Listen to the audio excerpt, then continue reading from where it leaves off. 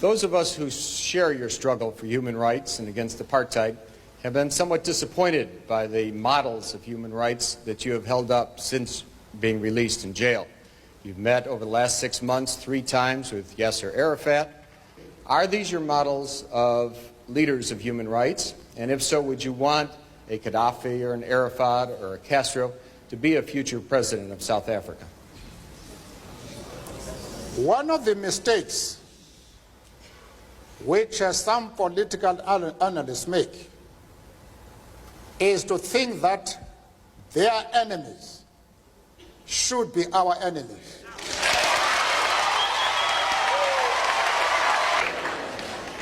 Our attitude towards any country is determined by the attitude of that country to our struggle.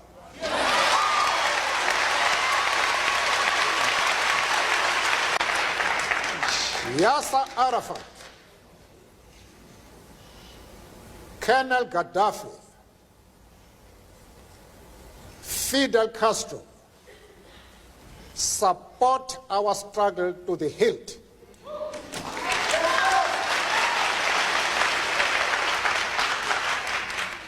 They do not support it only in rhetoric. They are placing resources at our disposal for us to win the struggle.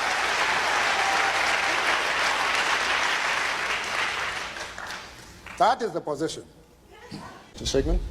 I think I would be dishonest if I did not express profound disappointment with the answer that Mr. Mandela gave to the previous question, because it suggests a certain degree of amorality. As far as Yasser Arafat is concerned, I explained to Mr. Sigmund that we identify with the PLO because, just like ourselves, they are fighting for the right of self-determination. Mr. Mandela, we have just heard a number of the things that you said in our hour between 10 o'clock and 11 o'clock this evening. Some controversial things, not the kinds of things necessarily that a very political man says. If you were very political, you might have been more concerned about not alienating some people in this country who have it within their hands, within their power, either to continue sanctions against South Africa or to raise those sanctions, to lift them. Why were you not a little more political? Perhaps we're too accustomed to politicians in this country.